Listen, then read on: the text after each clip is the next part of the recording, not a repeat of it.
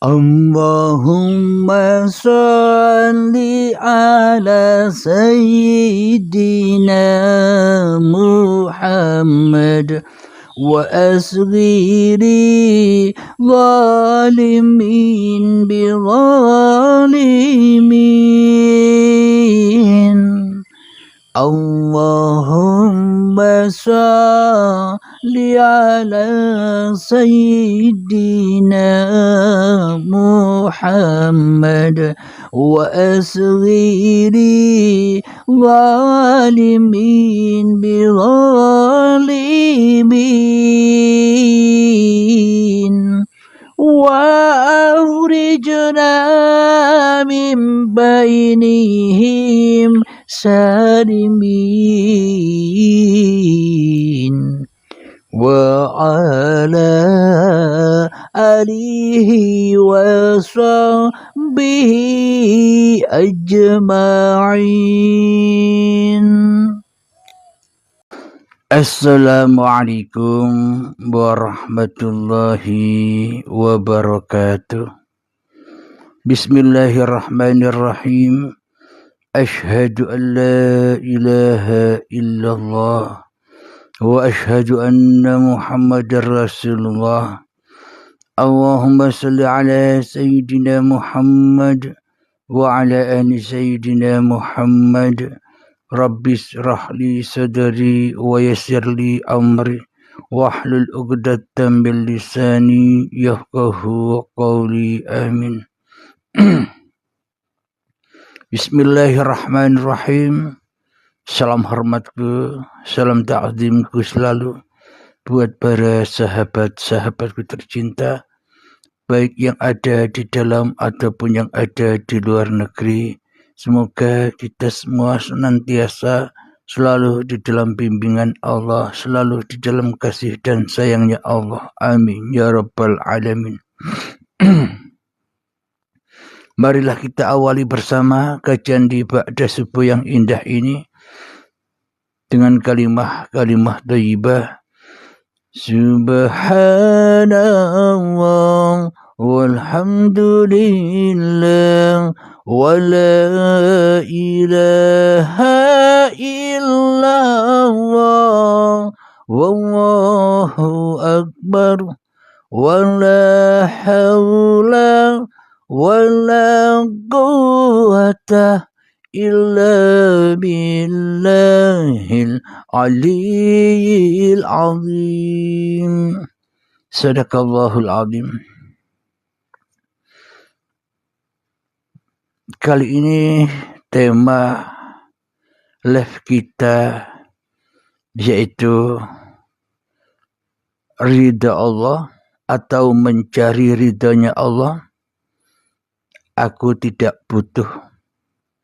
Selama ini saya dan selama ini kita semua umat manusia pasti ingin meraih, ingin mencari dan mencari ridhonya Allah, ridhonya Tuhannya, ridhonya Sang Pencipta diri manusianya.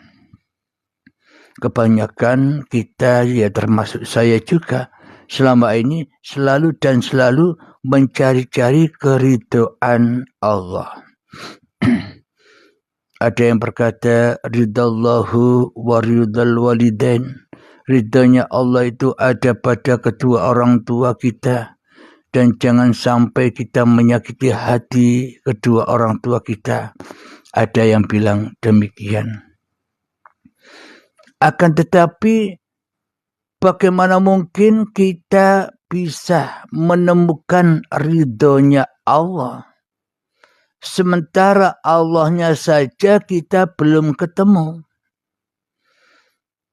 Bagaimana mungkin kita bisa minta restunya Allah atas penciptaan kita, sedangkan kita selama ini tak pernah jumpa Allah?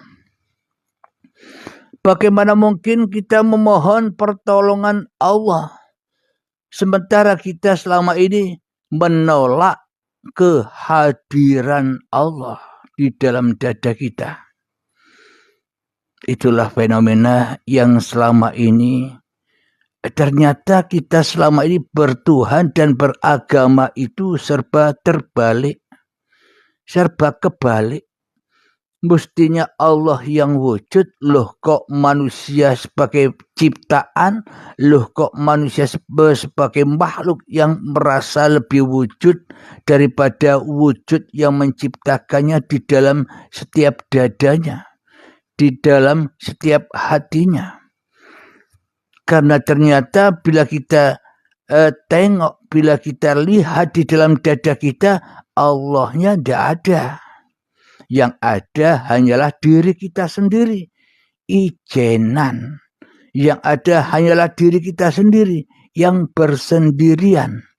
Adanya hanyalah diri kita sendiri. Yang kita tunggalkan. Adanya ya diri kita sendiri. Yang kita esakan. Yang kita ahadkan sejak dahulu. Sejak detik-detik akil balai tiba. Hingga usia setua ini. Tetap saja yang ada di dalam diri kita, yang ada di dalam hati kita, masih hawa nafsu kita sendiri. Bagaimana mungkin kita dikatakan bertuhan dan beragama, hijrah dari kedirian manusia kepada dirinya Allah, hijrah. Bagaimana mungkin kita merasa mengaku beragama, bertauhid, bersyariat, bertarekah, berhakikat, bermakrifat, sedangkan kita tak mau beranjak, tak mau hijrah dari hawa nafsu menuju Allah. Sedangkan diri kita masih tetap di dalam keakuan, di dalam pengakuan, di dalam kepemilikan malik.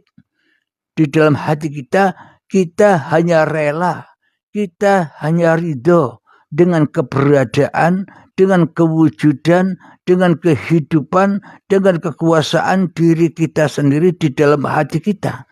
Bagaimana mungkin kita akan mendapatkan keridhaan Allah yang tidak pernah kita kenali dan yang tidak pernah kita jumpai selama ini? Mung kita selama ini menyembah, mengabdi, mencari ridhonya hanya versi hawa nafsu kita sendiri. Mung angen-angen wae, jauh panggang dari apinya.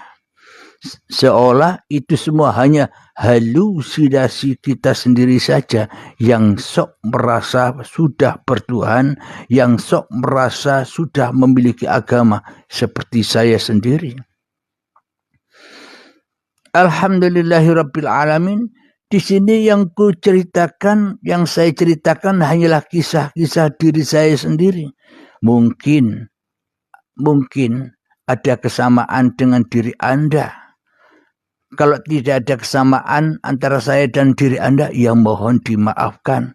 Karena semua paparan yang ada di dalam YouTube Uripi Allah ini menceritakan keberadaan diriku selama ini, yang selama ini tersesat jauh di alam dunia ini, yang selama ini mengembara. Dan di dalamnya aku hanya terjerat, terbelenggu, jatuh dan jatuh, tersandung oleh apa yang tidak aku cari. Akan tetapi di dalam dunia ini aku hanya melihat sosok-sosok yang bergentayangan, sosok-sosok ilusi yang ada. Diri manusiaku Abdul Halim hanyalah sosok ilusi. Diri Anda sendiri hanya sosok ilusi. Apapun yang kita lihat, manusia-manusia yang ada di luar diri kita, itu semua ilusi. Wujud-wujud tumbuhan itu ilusi. Wujud hayawan itu ilusi. Itu hanya simbol-simbol saja. Simbol keberadaan Sang Pencipta. Berhubung di dalam kehidupanku selama ini hanya ilusi saja, maka yang ku hadapi ya makhluk-makhluk. Selama ini aku tak pernah bisa menghadap Tuhan, apalagi mencari, apalagi mengharap ridhonya. Sementara ridhoku Abdul Halim belum ku tanggalkan, maka selamanya aku takkan pernah mendapatkan ridha Allah bila Abdul Halim hanya ridho kepada yang ilusi saja, yang palsu saja, yang fana saja di dalam dadanya. Siapakah yang ilusi, yang fana, yang hancur, yang rusak, yang tidak ada, yang gaib? Ya Abdul Halim inilah yang selama ini aku hanya rela, aku hanya ridho bahwa diriku Abdul Halim. Dan Anda pun juga begitu. Di dalam diri Anda hanyalah rela, hanyalah ridho bahwa ini keberadaan, kewujudan Anda sendiri. Bagaimana mungkin akan mendapatkan ridhonya Allah bila kita belum rela, belum ridho bahwa aku ini titik-titik. Ya bagaimana mungkin kita akan mendapatkan ridhonya Allah? Wong kita takut mengakui bahwa hidup dan badan ini Allah, ciptaan Allah, milik Allah. Takut kita mengakui di dalam dada kita bahwa innani anallah. Ya bagaimana Allah rela, Allah ridho. Ya bagaimana Allah akan membahagiakan kita. Ya bagaimana mungkin Allah akan menenangkan hati kita. Bagaimana mungkin Allah akan menyelamatkan kita. Bagaimana mungkin Allah akan memberi syafaat kepada kita, pertolongan kepada kita. Sedangkan kita tak mau ditolong oleh Allah. Sedangkan kita hanya rela, hanya ridho dengan keberadaan makhluk di dalam dada kita. Selama ini kita hanyalah rela, ridho, aku Abdul Halim. Kita hanya rela, ridho, ini hidupku, ini badanku, ini my life. Semuanya inilah kepalsuan-kepalsuan belaka. Jadi agar kita mendapatkan keridhaan Allah, ya relakan, ridhokan bahwa diriku Abdul Halim ini sebenarnya tidak ada. Kalau diri kita masih merasa ada, ya bagaimana mungkin Allah akan menurunkan keridhoannya, menurunkan kekayaannya, menurunkan keagungannya, menurunkan kebesarannya, menurunkan kesempurnaannya atas segala ciptaannya. Bila diri kita saja tidak rela, tidak ridho bahwa hidup dan badan ini Allah. Maka melihat alam semesta ini kita hanya melihat makhluk saja tanpa kita melihat sang Khalik, sang pencipta makhluk. Dan seolah-olah makhluk-makhluk bahkan diri kita sendiri seolah-olah jadi-jadi sendiri tanpa Tuhan. Kita lihat gunung, seolah-olah gunung itu jadi-jadi sendiri. Kenapa? Karena yang kita lihat adalah gunungnya. Ketika kita melihat langit, seolah-olah langit itu jadi-jadi sendiri. Yang kita nampak dalam benak hati kita masih langitnya. Melihat matahari, seolah matahari itu jadi-jadi sendiri. Kenapa? Karena yang kita lihat masih mataharinya. Melihat manusia, seolah-olah manusia itu jadi-jadi sendiri. Kenapa? Karena yang kita lihat hanyalah manusia. Kita selama ini buta. Kita selama ini tidak melihat siapa di balik alam semesta ini. Siapa di balik langit. Siapa di balik matahari. Dan siapa di balik gunung. Serta siapa di balik manusia kita sendiri ini. Kita buta kepada itu semua. Kenapa? Karena kita tidak pernah rela. Karena kita tidak pernah ridho bahwa aku ini titik-titik. Ya bagaimana mungkin Allah akan meridhoi dan membahagiakan serta menyelamatkan bahkan mensyafaati manusianya bila manusianya tak mau kembali kepada kandangnya Allah.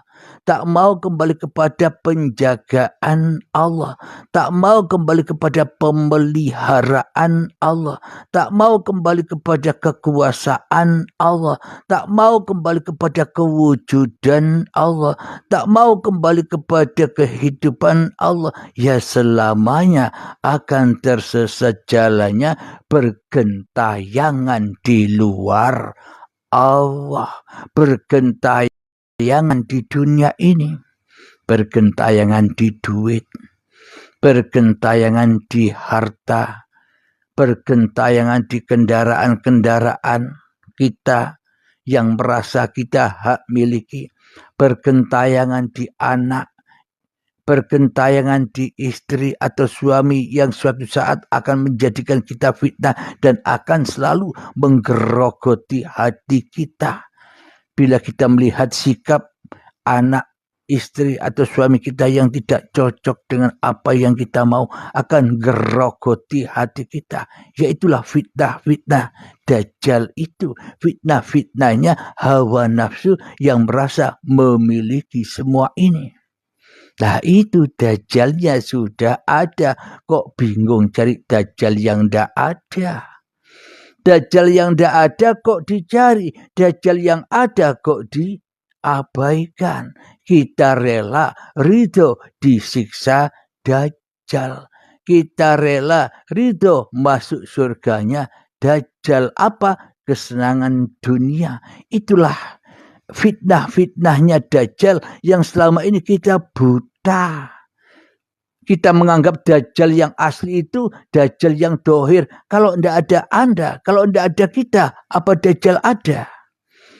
Adanya setan, adanya Dajjal, Ya'juj wa Ma'juj, jin, iblis, semua itu tergantung adanya kita, tergantung keridhoan kita. Kalau kita hanya rela, kita hanya ridho bahwa hanya diri kita yang hidup, kita rela, kita ridho hanya diri kita yang wujud, ya selamanya iblis, Dajjal, setan, jin yang semua ini akan selalu membawa api bakar, kayu bakar, membawa anar yang siap selalu membakar hati setiap manusia. Sampai kapan? Abadan abadah, selama-lamanya. Hingga waktu yang ditentukan. Apa? Baiat. Apa itu baiat? Syakaratul maut. Pemaksaan.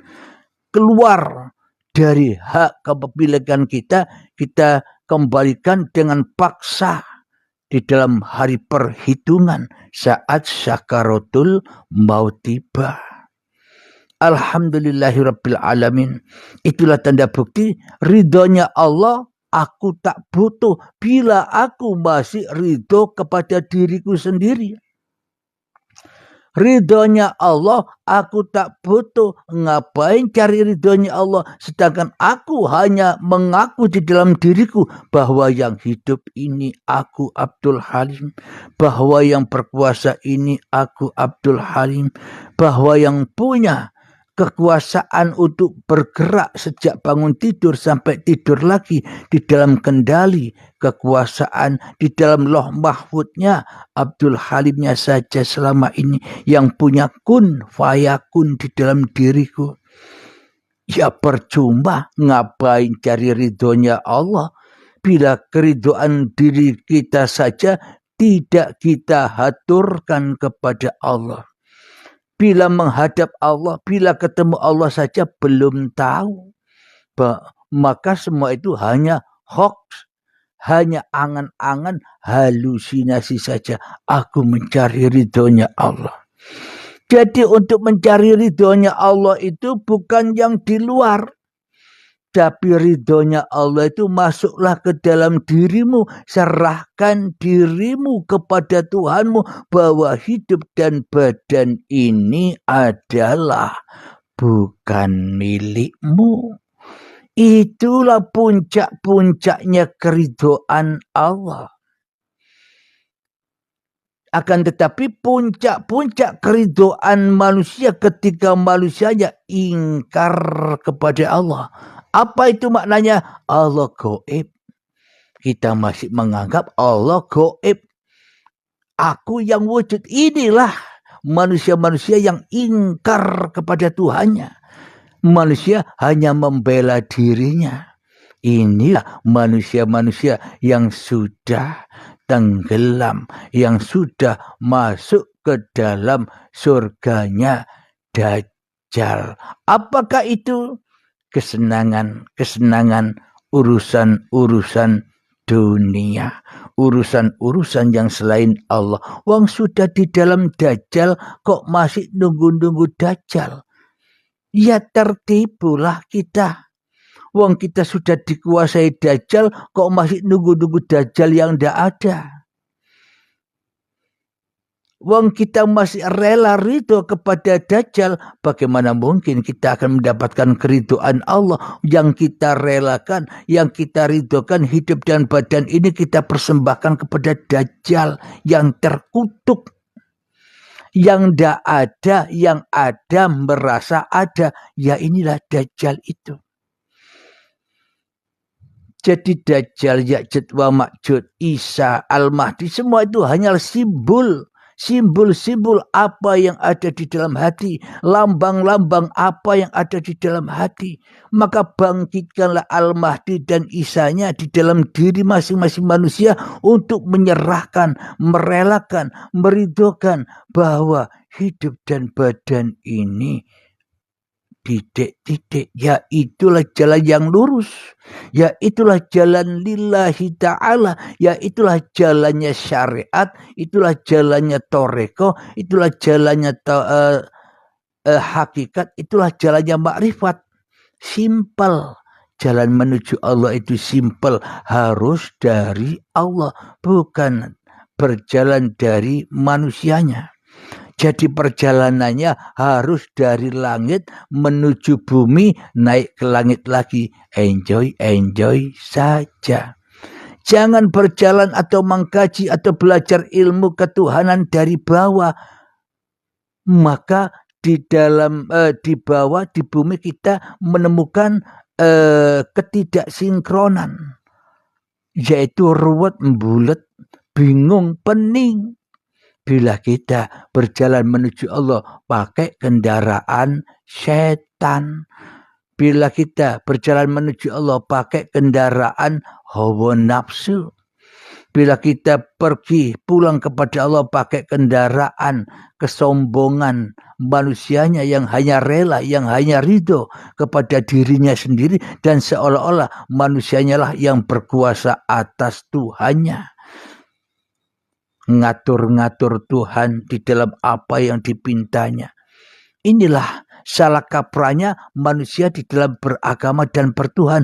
Masih belum rela, masih belum ridho bahwa apapun yang tergelar ini hanyalah gelar Sang Pencipta. Ya selamanya bila kita tidak rela dan tidak ridho bahwa hidup dan badan ini adalah Allah, ya selamanya kita jauh dari Allah, tersiksa di dalam anar, api-api neraka. Kapan itu? Ya di dunia ini nerakanya. Neraka dan surga yang nanti, yang masih gaib, rauno, ndak ada wong gaib, wong ndak ada. Itu semua surga dan neraka hanya angan-angan, ilusi, imajinasi, hawa nafsu saja. Sedangkan neraka dan surga bagi Allah di sisi Allah sudah berjalan di dunia ini ketika manusianya masih digelar, masih dihidupkan. Akan tetapi ketika manusianya sudah tidak ada pagelarannya, sudah dikembalikan ke kotak, dari kotak kembali ke kotak, dari tanah kembali ke tanah, ya sudah tidak ada pagelaran. Hancur sudah alam misteri itu, yang membuat alam misteri juga kehadiran, kemunculan manusianya, yang selamanya takkan pernah rela, takkan pernah ridho bahwa yang menciptakan hanya Allah. Jadi puncak-puncak keridhaan Allah itu bila kita rela, bila kita ridho bahwa hidup dan badan ini Allah. Bila sudah begitu, ya itulah amal kebajikan, ya itulah amal soleh, amal yang suci bersih dari hawa nafsu. Amal yang suci bersih dari setan yang merasa mengaku-ngakui beramal. Jadi manusianya enjoy saja. Kenapa? Karena sudah tahu hanya Allah yang menguasaiku, hanya Allah yang mengendalikanku, hanya Allah yang memberi kecukupan padaku, hanya Allah yang memeliharaku, hanya Allah yang membahagiakanku. Aku tuh enjoy saja. Ya itulah ma'rifatullah itu. Ketika hanya Allah yang berkuasa atas manusianya, bukan ma'rifatun nas yang selama ini kita pelajari. Selama ini kita kan mencari ma'rifatun nas, merasa ingin mencari ilmu makrifat agar aku dikatakan orang makrifat, agar aku dikagumi oleh orang lain bahwa aku adalah guru makrifat. Itu kan yang kita cari selama ini. Kalau itu yang kita cari, kita merasa makrifat, manusianya yang makrifat, ya tambah jauh dari Allah. Apa bedanya kita dengan Fir'aun? Apa bedanya saya dengan iblis? Apa bedanya saya dengan Namrud, dengan Fir'aun, dengan Abraha? Sementara di dalam hati kita masih rela ridho bahwa yang ada hanyalah diriku Abdul Halim yang merasa bisa makrifat. Yang ada masih Abdul Halim yang merasa bisa bersyariat, yang merasa bisa bertoreko, yang merasa bisa berhakikat, bahkan yang merasa bisa bermakrifat. Masih Abdul Halimnya ya tambah jauh. Jadi hakikat ma'rifatullah yang sesungguh-sungguhnya ketika manusia sudah di puncak kemakrifatannya. Di puncak kemakrifatannya. Bagi siapa saja, tuan guru kayak, bagi mursyid kayak, semuanya, semua manusia ketika sudah di puncak makrifatnya, silahkan bunuh dirimu agar tidak sombong lagi yang ngaku-ngaku makrifat. Agar apa? Agar makrifatnya langsung miber marang makrifate gustinya.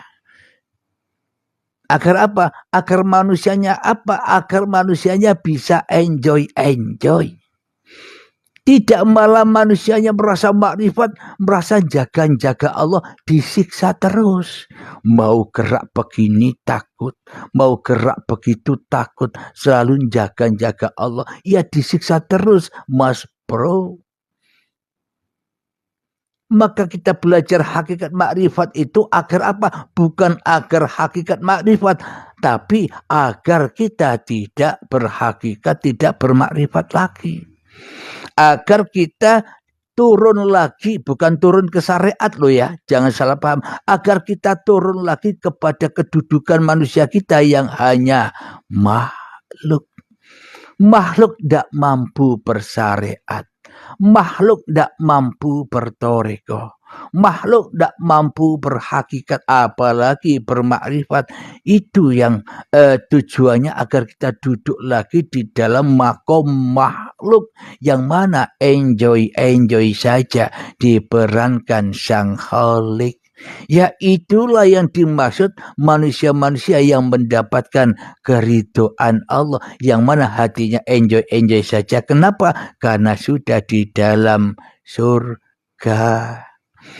Manusia yang tidak bisa enjoy, manusia yang merasa makrifat, manusia yang merasa berhakikat, manusia yang merasa bertoreko, manusia yang merasa bisa bersyariat, hidupnya ya di dalam anar umbekar PDW, debat sana, debat situ, mencari kebenaran. Kenapa? Karena belum ketemu kebenaran. Bagi yang Anda yang sudah ketemu kebenaran, ora usah pusing-pusing debat. Kenapa? Enjoy saja. Karena yang ada hanya Allah. Ya akhirnya tidak dibakar hati ini. Hati yang dibakar adalah hati yang selalu rela dan ridho dengan makrifatnya, hati yang selalu rela dan ridho dengan hakikatnya, hati yang selalu rela dan ridho dengan torekohnya, hati yang selalu rela dan ridho dengan syariat-syariat yang dilakukan, yaitulah bahan bakarnya neraka panas selalu. Jaga neraka Al-Malik merasa memiliki syariat, merasa memiliki torekoh, merasa memiliki hakikat, dan merasa memiliki makrifat, ya dibelenggu di sana. Apa bedanya kita dengan iblis? Aku diciptakan dari api, sedangkan Adam diciptakan dari tanah. Aku yang lebih mulia daripada Adam. Apa bedanya kita dengan itu, sobat? Kenapa? Karena diri kita sendiri itulah iblis, setannya. Kita selama ini tidak terasa. Kenapa? Karena kita selama ini dibutakan. Dan selama ini kita berada kumpul dengan iblis, dengan setan yang tidak kelihatan bahwa diri kita inilah iblis setan itu yang menghalang-halangi pulang kepada Tuhannya. Alhamdulillahirrabbilalamin. Semoga saya khususnya dan semoga kita semua senantiasa merelakan, meridhokan bahwa hidup dan badan inilah hakikat sejatinya, dohir batinnya Allah. Kalau kita belum menyerahkan di dalam bimbingan baiat, ya selamanya kita disiksa terus, merasa manusianya yang paham. Tapi kalau kita sudah menyerahkannya total jenderal kepada Allah, maka disitulah letak surga dan disitulah letak enjoy-enjoynya manusia.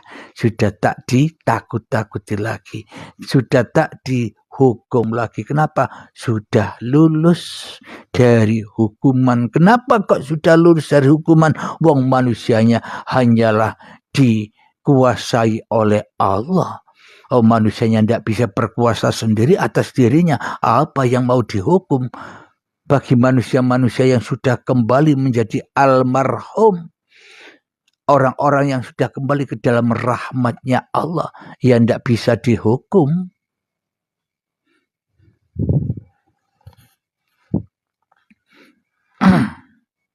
Alhamdulillahirrabbilalamin. Sebelum kita akhiri kajian di pada subuh yang indah ini, marilah kita gemahkan sholawat dalimin daf'ul balak.